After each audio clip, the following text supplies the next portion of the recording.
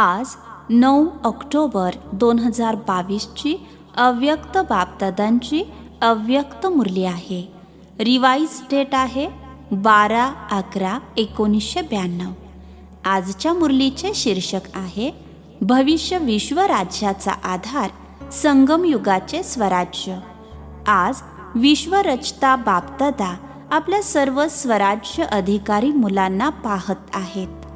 या वर्तमान संगमयुगाचे स्वराज्य अधिकारी आणि भविष्यामध्ये विश्वराज्य अधिकारी बनता, कारण स्वराज्यामुळेच विश्वाच्या राज्याचा अधिकार प्राप्त करता. या वेळच्या स्वराज्याच्या प्राप्तीचा अनुभव भविष्य विश्वाच्या राज्यापेक्षा सुद्धा अतिश्रेष्ठ अनुभव आहे. साऱ्या ड्रामामध्ये राज्य अधिकारी राज्य करत येतात. सर्वात श्रेष्ठ पहिले आहे स्वराज्य, ज्याच्या आधाराने तुम्ही स्वराज्य अधिकारी आत्मे अनेक जन्म सतयुग त्रेतापर्यंत विश्वराज्य अधिकारी बनता. तर पहिले आहे स्वराज्य, मग अर्धा कल्प आहे विश्वराज्य अधिकार आणि द्वापारपासून राज्य तर असतेच, परंतु विश्वराज्य नसते. स्टेटचे अर्थात राज्याचे राजे बनतात. साऱ्या विश्वावर एक राज्य ते फक्त सतयुगामध्येच असते. तर राज्याचे 3 प्रकार ऐकवले. राज्य अर्थात सर्व अधिकारांची प्राप्ती, सतयुग त्रेताची राजनीती, द्वापरची राजनीती आणि संगमयुगाची स्वराज्य नीती. तिन्ही प्रकार चांगल्या रीतीने जाणता. संगमयुगाची राजनीती अर्थात प्रत्येक ब्राह्मण आत्मा स्वचा राज्य अधिकारी बनतो. प्रत्येक जण राजयोगी आहे. सर्वजण राजयोगी आहात का प्रजायोगी आहात? राजयोगी आहात ना? तर राजयोगी अर्थात राजा बनणारे योगी. स्वराज्य अधिकारी आत्म्यांची विशेष नीती आहे. जसे राजा आपल्या सेवा साथींना, प्रजेला जशी जी ऑर्डर करतात त्या ऑर्डरप्रमाणे, त्या नीतीप्रमाणे साथी किंवा प्रजा कार्य करते. असे तुम्ही स्वराज्य अधिकारी आत्मे आपल्या योगाच्या शक्तीद्वारे प्रत्येक कर्मेंद्रियाला जशी ऑर्डर करता, तसे प्रत्येक कर्मेंद्रिय तुमच्या ऑर्डरप्रमाणे चालते.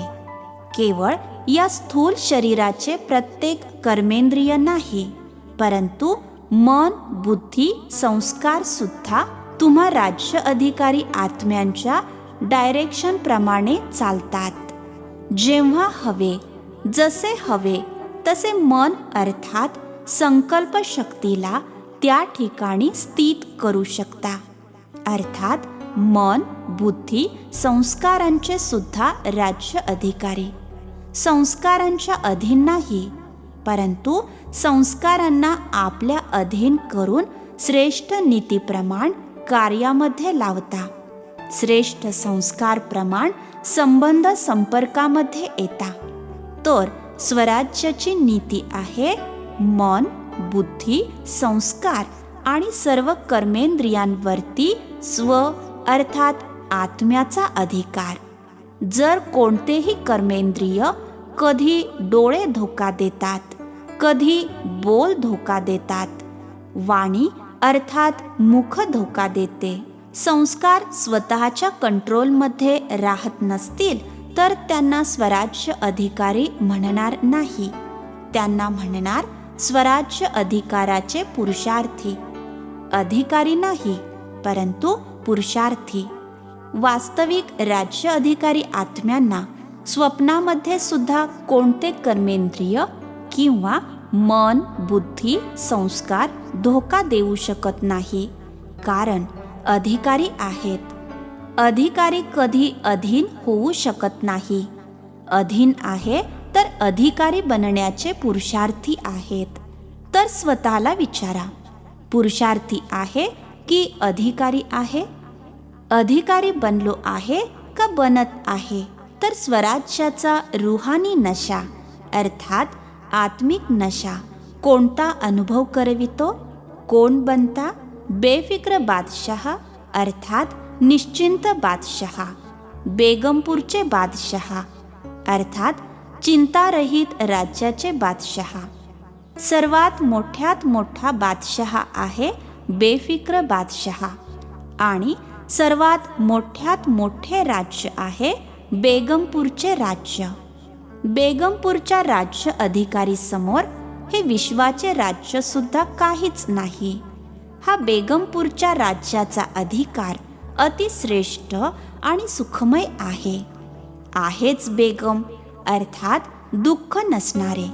तर बेगमपूरचा अनुभव आहे ना की कधी कधी खाली येत राहता. सदैव रुहानी नशेमध्ये बेगमपूरचे बादशाह आहोत. या अधिकारामध्ये राहा, खाली येऊ नका. आता बघा, आजकालच्या राज्यामध्ये सुद्धा जर कोणी खुर्चीवर आहे तर त्याचा अधिकार आहे आणि उद्या खुर्चीवरून खाली उतरला की मग त्याचा अधिकार राहतो? साधारण बनून जातो. तर तुम्ही सुद्धा स्वराज्याच्या नशेमध्ये राहता, अकाल तख्त नशीन राहता अर्थात भ्रुकुटी सिंहासनावर विराजमान राहता. सर्वांजवळ तख्त आहे ना, तर तख्ताला सोडता का? सदैव तख्त नशीन रहा, रुहानी नशेमध्ये रहा. अकाल तख्त ते अमृतसरचे अकाल तख्त नाही. हे अकाल तख्त अर्थात भ्रुकुटी सिंहासन, हे अकाल तख्त सर्वांजवळ आहे. तर अकाल तख्त नशीन स्वराज्य अधिकारी कोणी बनवले? बाबांनी प्रत्येक ब्राह्मण मुलाला तख्त नशीन राजा बनविले आहे. साऱ्या सृष्टीचक्रामध्ये असा कोणी पिता असेल ज्याची भरपूर मुले सर्वच राजा आहेत? लक्ष्मीनारायण सुद्धा असे असू शकत नाही. हे परमात्म पिताच म्हणतात की माझी सर्व मुले राजा बच्चा आहेत. तसेही दुनियेमध्ये म्हणतात हा राजा बच्चा आहे. जरी तो कोणीही बनला, नोकर बनू देत, नाही तर काहीही बनू देत, परंतु बोलण्यात येते राजा बेटा. परंतु यावेळी तुम्ही प्रॅक्टिकलमध्ये राजयोगी अर्थात राजा बच्चा बनता. तर बाबांना सुद्धा नशा अर्थात खुशी आहे आणि मुलांना सुद्धा खुशी आहे. तर स्वराज्य नीती काय पाहिली? स्वतःवर राज्य, प्रत्येक कर्मेंद्रियावर अधिकार असावा. असे नाही की बघण्याची इच्छा तर नव्हती परंतु बघितले. डोळे उघडे होते ना, त्यामुळे म्हणून दिसले. कानाला दरवाजा नाही म्हणून कानावर गोष्ट पडली. परंतु कान दोन आहेत. जर अशी गोष्ट कानावर जरी पडली तरी काढून टाकण्याचा सुद्धा रस्ता आहे. त्यामुळे या भारतामध्येच विशेष हे चित्र बापूजींच्या आठवणी प्रित्यर्थ बनवले आहे. वाईट पाहू नका, वाईट ऐकू नका, वाईट बोलू नका. हे 3 दाखवतात, तुम्ही 4 दाखवता. वाईट विचार सुद्धा करू नका, कारण आधी विचार येतो, मग बोलले जाते, मग पाहिले जाते. म्हणून कंट्रोलिंग पॉवर, रूलिंग पॉवर अर्थात नियंत्रण शक्ती, सत्ताधारी शक्ती आवश्यक आहे. राजा अर्थात रूलिंग पॉवर राजा आहे आणि रूलिंग पॉवरच नाही तर कोणी राजा मानेल? तर स्वराज्य अर्थात रूलिंग पॉवर, कंट्रोलिंग पॉवर. बापदादांनी पूर्वी देखील सांगितले आहे की काही मुले पारख करण्यामध्ये खूप हुशार असतात. काहीही चूक झाली जी नीतीप्रमाणे नसेल तर समजतात की हे करता कामा नये. हे सत्य नाही आहे, यथार्थ नाही आहे, अयथार्थ आहे, व्यर्थ आहे. परंतु समजत असून सुद्धा करत राहतात किंवा करतात. तर याला काय म्हणणार? कोणत्या शक्तीची कमी आहे? कंट्रोलिंग पॉवर नाही अर्थात नियंत्रण शक्ती नाही. जसे आजकाल कार चालवतात तर बघत सुद्धा आहेत की ॲक्सिडेंट होण्याची संभावना आहे. ब्रेक लावण्याचा प्रयत्न करतात, परंतु ब्रेक लागलाच नाही तर जरूर ॲक्सिडेंट होणार ना. ब्रेक आहे परंतु पॉवरफुल नसेल आणि इथल्या ऐवजी तिथे लागला तरी सुद्धा काय होईल? तेवढा वेळ तरी परवश अर्थात पराधीन असणार ना. इच्छा असूनही करू शकत नाहीत, ब्रेक लावू शकत नाहीत किंवा ब्रेक पॉवरफुल नसल्या कारणाने बरोबर वेळेत लागू शकत नाही. तर हे चेक करा. जेव्हा उंच पहाडीवर चढत असता तर तिथे काय लिहिलेले असते? ब्रेक चेक करा. कारण ब्रेक सेफ्टीचे साधन आहे. तर कंट्रोलिंग पॉवरचा किंवा ब्रेक लावण्याचा अर्थ असा नाही की लावला इथे आणि ब्रेक लागेल तिथे. काही जण व्यर्थला कंट्रोल करू इच्छितात, समजतात हे रॉंग आहे, तर त्याच वेळी रॉंगचे राईटमध्ये परिवर्तन झाले पाहिजे. याला म्हटले जाते कंट्रोलिंग पॉवर. असे नाही की विचारसुद्धा करत आहे परंतु अर्धा तास व्यर्थमध्ये निघून गेला, नंतर कंट्रोलमध्ये आला. बराच पुरुषार्थ केल्यानंतर अर्धा तासाने परिवर्तन झाले तर त्याला कंट्रोलिंग पॉवर, रूलिंग पॉवर म्हणता येणार नाही. हे झाले थोडे थोडे अधीन आणि थोडे थोडे अधिकारी मिक्स. तर त्याला राज्य अधिकारी म्हणणार का पुरुषार्थी म्हणणार? तर आता पुरुषार्थी नाही, राज्य अधिकारी बना. ही स्वराज्य अधिकारातील सर्वोत्तम मजा आहे. स्वराज्य अधिकारी अर्थात सदैव मौजच मौजमध्ये राहणे, अर्थात आनंदच आनंदामध्ये राहणे. मौजमध्ये राहणारा कधी कोणत्या गोष्टीमध्ये गोंधळून जात नाही. जर गोंधळून जाता तर मौजमध्ये नाहीत. तर संगम युगामध्ये मौजच मौज आहे ना, की कधी कधी मौज आहे? शक्तींना, पांडवांना मौज आहे ना. तर समजले स्वराज्याची नीती काय आहे आणि विश्वराज्याची नीती काय आहे. मग प्रजा असो नाहीतर रॉयल फॅमिली असो, परंतु प्रजा नाही, परंतु प्रजासुद्धा एक परिवार आहे, अर्थात एक कुटुंब आहे. परिवाराची नीती अर्थात वसुधैव कुटुंबकम ही आहे सतयुग त्रेताची राजनीती. राजा म्हटले जाते परंतु राजा असून सुद्धा परमप्रिय पित्याचे स्वरूप आहे. परिवाराच्या विधीने राजनीती चालते. भले राज्यकारभार वेगवेगळ्या राजांच्या हाती असेल, परंतु पारिवारिक स्नेहाच्या अर्थात कौटुंबिक जिव्हाळा या विधीने कारभार चालणार. असे नाही की राजाजवळ भरपूर धन दौलत असेल आणि प्रजेमध्ये कोणाला खायला प्यायला सुद्धा नसेल. द्वापर कलियुगाच्या राजनीतीमध्ये लॉ अँड ऑर्डर अर्थात कायदा आणि सुव्यवस्था चालते, परंतु विश्वराज्य देवराज्याच्या वेळी हीच नीती चालते. लॉ नाही, परंतु स्नेह आणि संबंधाची नीती चालते. कोणतीही आत्मा दुःख नावाच्या शब्दाला सुद्धा जाणत नाही. भले मग राजा असो नाहीतर प्रजा असो, परंतु दुःख अशांतीचे नामोनिशाण नसते. दुःख काय गोष्ट असते त्याचे अज्ञान असते, ज्ञानच नसते.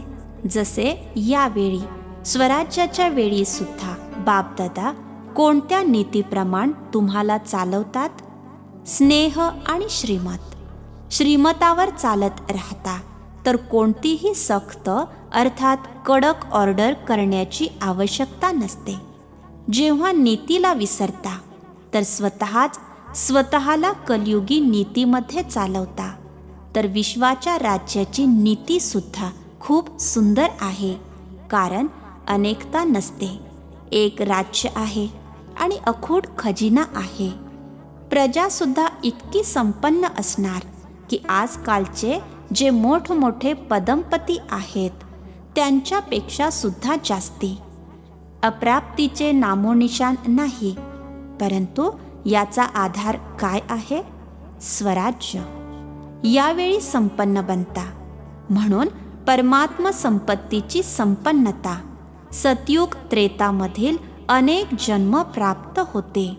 त्यासाठी म्हणून म्हटले, नंबर 1 राज्य आहे स्वराज्य, मग आहे विश्वराज्य आणि तिसरे आहे द्वापर कलियुगातील वेगवेगळ्या स्टेटचे राज्य. या राज्याला तर चांगल्या रीतीने जाणतच आहात. वर्णन करण्याची आवश्यकता नाही. तर सदैव कोणत्या नशेमध्ये अर्थात खुमारीमध्ये राहायचे आहे? स्वराज्य आमचा जन्मसिद्ध अधिकार आहे. कोणत्या जन्माचा? ब्राह्मण जन्माचा. ब्रह्मा बाबांनी जन्मतःच स्वराज्याचा तिलक प्रत्येक ब्राह्मण आत्म्याला लावला. तिलकधारी आहात ना? तिलक आहे स्मृतीचा. तिलक सुद्धा आहे, तख्त सुद्धा आहे आणि ताज देखील आहे. ताजधारी अर्थात मुकुटधारी आहात ना? कोणता ताज आहे? विश्व कल्याणाचा ताज. विश्व कल्याणकारी आहात ना? प्युरिटी अर्थात पवित्रतेचा ताज आणि विश्व कल्याणाचा ताज डबल ताज आहे. पवित्रतेचा ताज आहे लाईटचा ताज आणि विश्व कल्याणाचा ताज आहे सेवेचा ताज. विश्व सेवाधारी आहात ना? असे नाही की कोणत्या स्टेटचे सेवाधारी समजायचे. जसे आम्ही गुजरातचे आहोत, आम्ही राजस्थानचे आहोत, आम्ही दिल्लीचे सेवाधारी आहोत. नाही, विश्व सेवाधारी. कुठेही राहता, परंतु वृत्ती आणि दृष्टी बेहदची. जर विश्व सेवाधारी बनला नाहीत तर ना स्वराज्य ना विश्वराज्य. मग द्वापर कलियुगमध्ये स्टेटचा राजा बनावे लागेल. परंतु विश्वराज्य अधिकारीसाठी सदैव आपला ताज, तिलक आणि तख्त सदैव यावर स्थित रहा. शरीराने तख्तावर बसायचे नाही, परंतु बुद्धीद्वारे स्मृतीच्या स्थितीमध्ये स्थित राहायचे आहे. स्थितीमध्ये स्थित होणे हेच तख्तावर बसणे आहे, ज्यावर सदैव बसू शकता. शरीराने तर मग किती तास बसाल? थकून जाल ना. परंतु बुद्धीद्वारे स्थितीमध्ये स्थित राहणे हे आहे तख्तनशीन होणे. हे तर सोपे आहे ना. तर स्वराज्याच्या नशेमध्ये अर्थात खुमारीमध्ये निरंतर स्थित रहा. समजले काय करायचे आहे? पुरुषार्थी नाही, परंतु अधिकारी बना. सर्वांनी मिलन साजरे केले ना. परमात्म मिलनाचा मेळा साजरा करण्यासाठी सर्वजण धावत पळत येतात. तर मिलनाच्या मेळ्यामध्ये आला आहात ना. हा मेळा वाटतो की गर्दी वाटते? आराम आहे ना. आरामात राहणे, खाणे, चालणे सर्व आरामात आहे ना. तरीही खूप लकी आहात. त्या मेळ्यांसारखे मातीमध्ये तर राहिले नाही आहात. तरीही अंथरूण आणि पलंग तर मिळाला आहे ना. तिथे मेळ्यामध्ये स्नान कराल, तिथे सुद्धा माती. राहाल, तिथे सुद्धा माती. आणि खाल, तिथे सुद्धा मातीच सोबत येईल. इथे मुले येतात आपल्या घरामध्ये, नशेने येता. बाबा सुद्धा खुश आणि मुले सुद्धा खुश. हॉलमध्ये मागे बसणारे सर्वात पुढे आहात, कारण बापदादांची पहिली नजर शेवटपर्यंत जाते.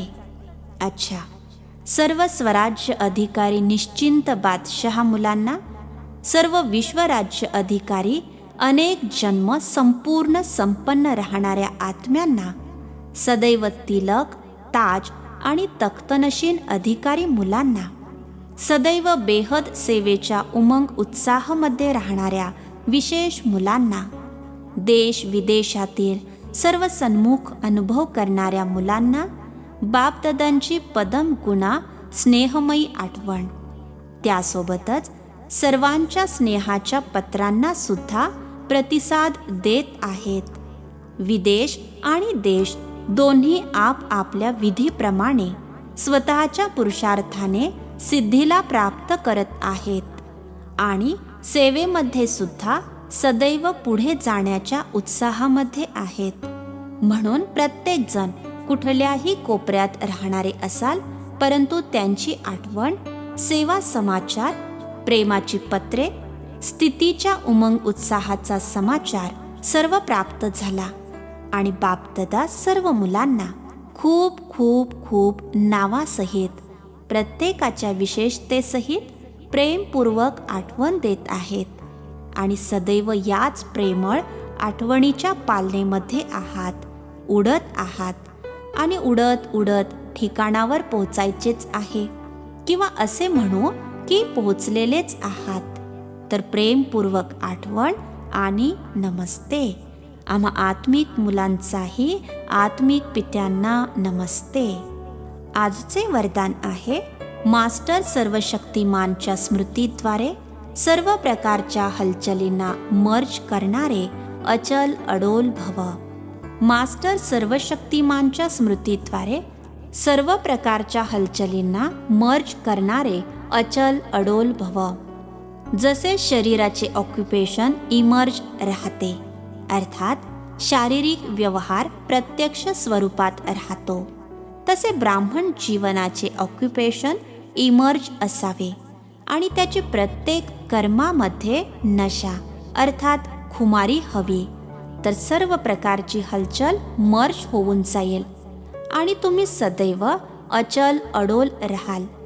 मास्टर सर्वशक्तिमानची स्मृती सदैव इमर्ज असेल तर कोणतीही कमजोरी हलचलमध्ये आणू शकत नाही, कारण ते प्रत्येक शक्तीला वेळेवर कार्यामध्ये लावू शकतात.